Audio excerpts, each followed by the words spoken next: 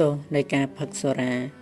ការដែលផឹកទឹកស្រវឹងគឺសូរ៉ានឹងគឺជាការបំផ្លាញនៅសតិស្មារតីរបស់ខ្លួនព្រោះសូរ៉ាវាជាទឹកម្យ៉ាងដែលមានជាតិស្រវឹងហើយកាលណាបើមនុស្សយើងក្រេបផឹកទៅវានឹងធ្វើឲ្យយើងនឹងវង្វេងប្រវ័ន្តមិនដឹងខុសត្រូវទេអត់ស្គាល់បុណ្យបាបគុណទោសហ៊ានធ្វើនៅអំពើផ្សេងតែតាមចំណងរបស់ខ្លួន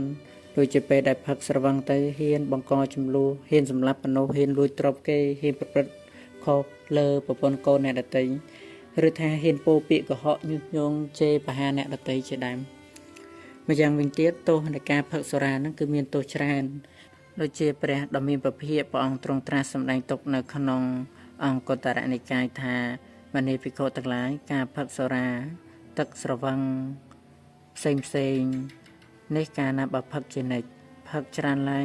ងផឹករឿយចូលទៅរមែងមានអំណោយទៅកាន់អបាយភូមិមាននរកប្រែតដេរឆានអសុរកាយទៅទោសរបស់ការផឹកសូរ៉ា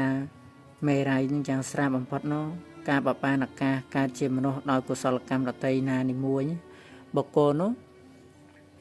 បានកើតជាមនុស្សហើយរមែងជាអ្នកឈួតនេះទោសដោយស្រាលបំផុតការផឹកសូរ៉ានឹងមានទោសច្រើនកាលណាបើផឹកហើយជាហេតុធ្វើនៅអំពើទុច្ចរិតគ្រប់ប្រការក៏បានដែរសូម្បីបុគ្គលនោះជាអ្នកចេះខ្មាស់អៀនចេះខ្លាចចំពោះការធ្វើអំពើអាក្រក់ផ្សេងក៏ដោយប៉ុន្តែបើបានផឹកសូរ៉ានឹងចូលទៅរហូតកើតភាពស្រវឹងហើយលែងខ្មាស់អៀនហើយពីដើមធ្លាប់ខ្មាស់អៀនក៏លែងជាអ្នកខ្មាស់អៀនដែលធ្លាប់ខ្លាចក្នុងអំពើអាក្រក់ក៏មិនខ្លាចក្នុងអំពើអាក្រក់ដែលធ្លាប់កោតក្រែងក៏មិនកោតក្រែងរមែងធ្វើនៅអំពើទុច្ចរិតផ្សេងដោយអំណាចនៃសូរ៉ានឹងឯងដូច្នេះអ្នកដែលផឹកសូរ៉ាការបើធ្វើនៅទុច្ចរិតប្រការណាមួយក៏តែងតែសង្គ្រោះចូលក្នុងអកុសលកម្មបទដែរបងដូចជាផឹកសូរ៉ាហើយសម្រាប់សត្វក៏សង្គ្រោះចូលក្នុងបាណែតែបានបើផឹកនៅទឹកស្រវឹងនឹងហើយនិយាយកុហកក៏សង្គ្រោះចូលក្នុងមូសាវានបើបរិភពនៅសូរ៉ានឹងហើយគិតពងឲ្យវត្ថុរបស់អ្នកដទៃបានមកជារបស់ខ្លួនមិនត្រឹមត្រូវតាមធម៌ហ្នឹងក៏សង្គ្រោះចូលក្នុងអបិជាដែរនៅក្នុងកុម្ពកៈជាដងព្រះអង្គទ្រង់ត្រាស់សម្ដែងថាអ្នកទាំងឡាយជនទាំងឡាយដែលបានផឹកសូរ៉ាហើយរមែងធ្វើនៅទុច្ចរិតឲ្យកាយវាចាចិត្តយ៉ាងពិតប្រាកដកាលណាបើធ្វើទុច្ចរិតហើយជនទាំងនោះរមែងតែកើតក្នុងនេរយភូមិដោយពុំចាំបាច់សង្ស័យទេទោសនៃការផឹកគ្រឿងស្រវឹងមាន6យ៉ាងទី